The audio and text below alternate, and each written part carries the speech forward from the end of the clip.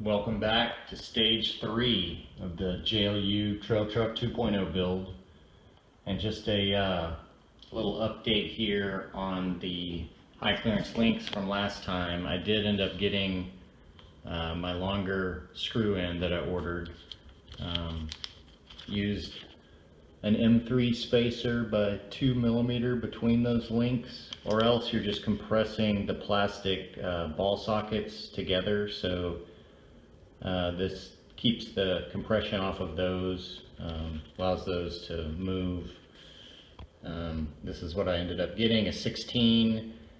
I'm guessing a 14 is about what you need, but I couldn't find one. A 12 is too short. You can see there I've got to come back with a Dremel and snip that end off. And the upper link you can see was too short. If I get this thing centered, the servo centered. So what's nice is you can screw these out and adjust them a little bit. You know, I wish more of the steering links were adjustable, especially this crossbar for toe in, toe out. That would be very nice.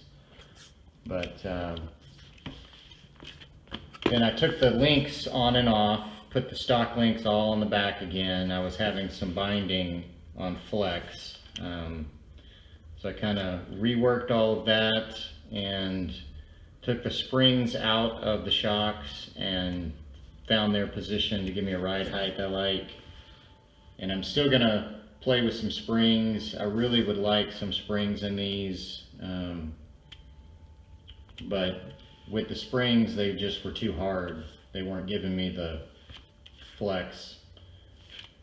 And with the high links clearance links kind of binding, so now they're about as good as I can get them.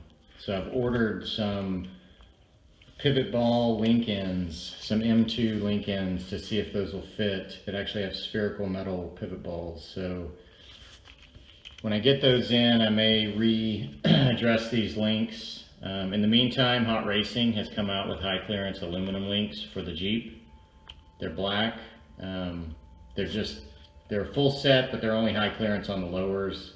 You still get the 3-link front and you get the straight rears. And then GamyRC has come out with a JLU 4-link kit. So you get 4-link instead of this 3-link piece. You get 2 uppers in the front.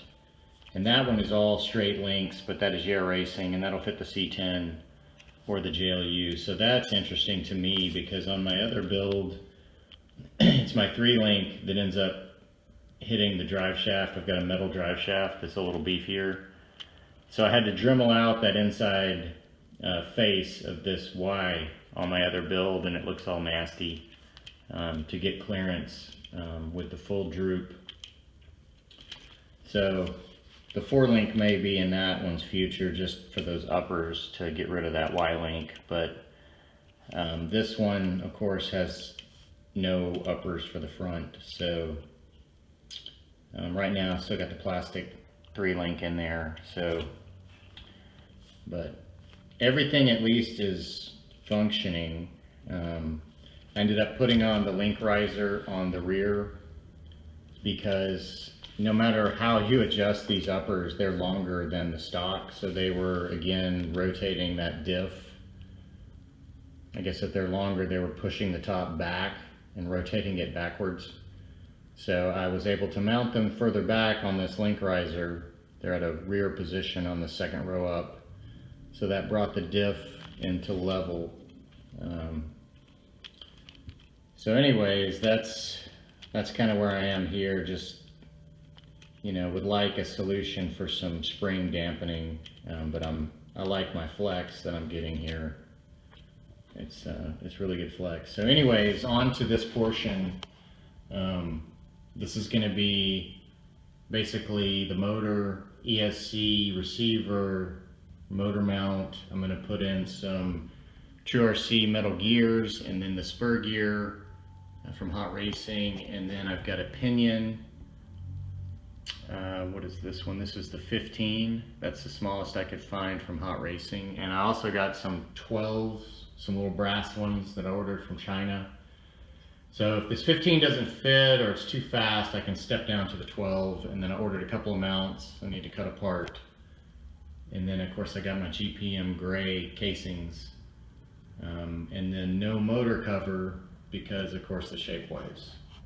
So I'm gonna see if I can get this stuff fitted in and maybe get this thing running and move upwards and onwards to the body.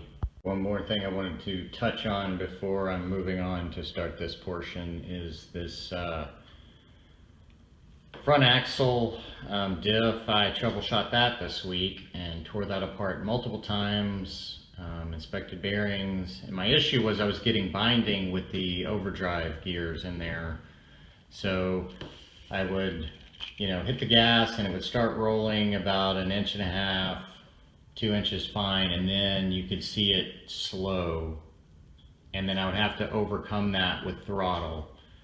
So, after troubleshooting and swapping parts, I luckily had a fully assembled metal axle, which you can order those now, just FYI, I got that off eBay, not too expensive. So fully metal, all metal parts, fully assembled, bearings, axles, everything.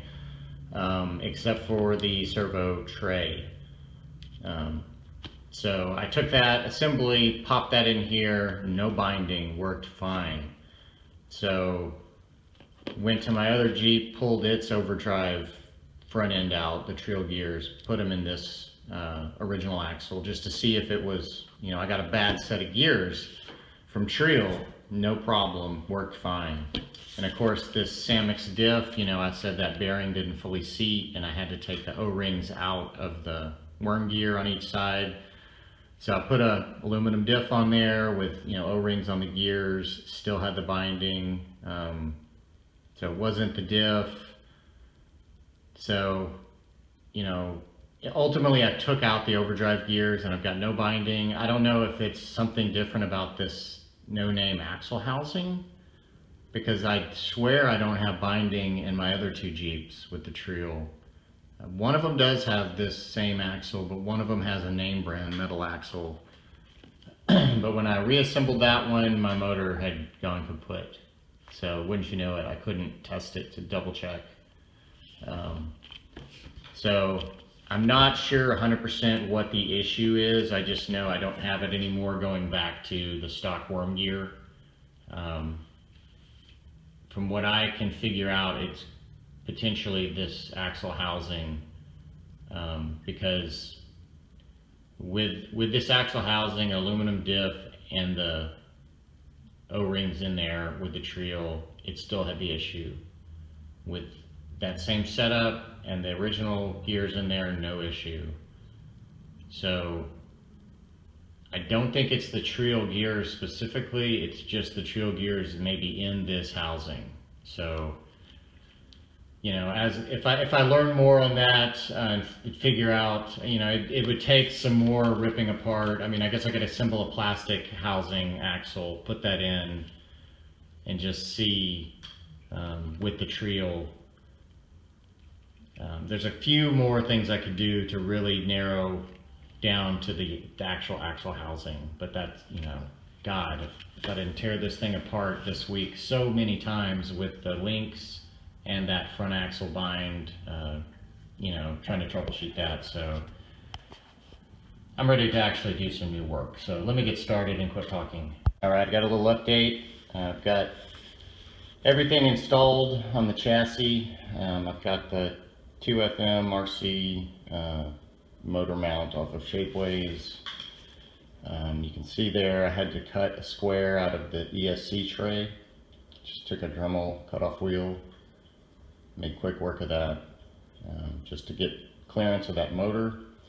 And then I also had to clearance the battery tray at the pinion, because this is a pretty sizable hot racing pinion with a set screw. So I've got the pinion running reverse, so it just sticks through a little bit. And then the M3 screw heads, I had to trim for that one on the right side of the pinion here. Let's see, you can kind of see there's a fin kind of bracing that battery tray. So I just cleared off a little of that. Not as crucial, but I like to give things clearance. I clocked the motor downward to the driver's side on the mount.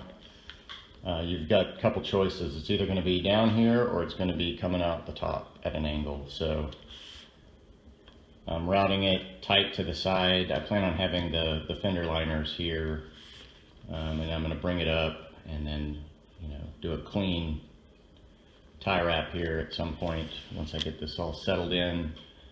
So the battery will still reside in the back, and then I've got the receiver. I've got a little bit of double stick here, and I've seen this on a couple of others, and this fits in nicely behind the motor, no clearance problems, and I think I can just have it basically flush with the frame rail over here. And it comes up, this is the Flysky receiver, this 6-channel. So it's a little bit taller than the mount, but I plan on having a couple of magnets. So that may make it about perfect, and I could always add one more magnet to one side just to give a little more height, instead of having to move that post. Or I could move the post up, either way. Right now the post is at the stock height, so I was trying to get away with not having to re-drill the back of the body and body lift it to keep it level. So I really would like to keep it at that point. That's the only thing I'm not super happy with, is just the width of that receiver is so big, but even the 3-channel ones that they make are pretty fat. The other option would be to somehow run it on the fender liner, but again, it's too wide to run this way. So this is the narrow side, but then when you add the plugs, if you turn it this way, I don't think it'll fit. So this will at least allow for the plugs to come out this way. We'll see, you know, I have to figure out how to get this 30-foot servo cord that Emax provides wrapped up and routed around there. But I hooked this up to the stock ESC, tested it, played with the motor settings, got it running pretty smoothly, and so I ditched that ESC. So now I'm gonna have to get this thing running with the Flysky receiver and plug in some lights just to test those channels, see how that switching works, and then I think from here on out it's going to be body and lighting once this is set. So that's the update for now.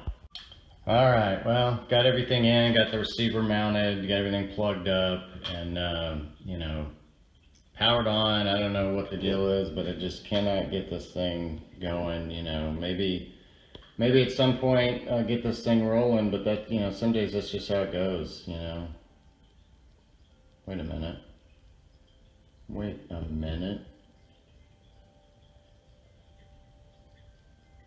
Okay, so it is rolling. Holy shnikes. Okay, so yeah, got it running. Got the new GT5 that came with my Gen 8 axe, which is a good excuse to buy a new crawler. So this thing is money. Now I just got to get this thing looking like a Jeep again.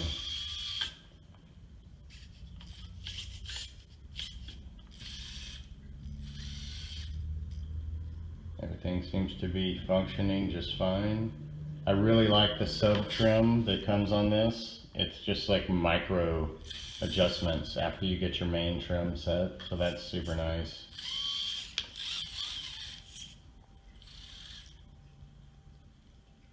This thing is insane. So anyways, you guys have seen enough of this slow crawling Surpass. So I'm going to get it buttoned up to a point, maybe get this fender liners on and get this wiring in there a little bit better. We'll see. I may wait on wire management for the LED lighting, but I think while I've got this apart, I may plug in some LEDs and just test the switching, make sure I don't need to buy any kind of external switching. I don't think I need to with all these channels, but I'll test it. But anyways, everything is functioning nicely, and if anybody got that Tommy Boy reference, holy shnikes, let me know in the comments. Alright, well, lighting confirmed. I've got 6 channels. Well, I've got actually 4 channels free. And they all can run lights, but there's no way to switch it. And that makes sense, because I've just got a positive and negative to the lights. So there's no signal cables. So it looks like I'm going to need a similar switching setup. So I'll probably get another one of these Club 5 switches here. Because the 4th channel on this Flysky receiver is a 3-way toggle, so it's the same as that SCX auxiliary channel, or 3rd channel, I guess. So, you know, I can run multiple lights, but if I want to switch them on and off, I'm going to need a switch. So, in the interest of brevity, I think I'm going to end this video here, and I'll move forward on the body in a different video. So thanks for watching, and hopefully I'll get an update pretty soon.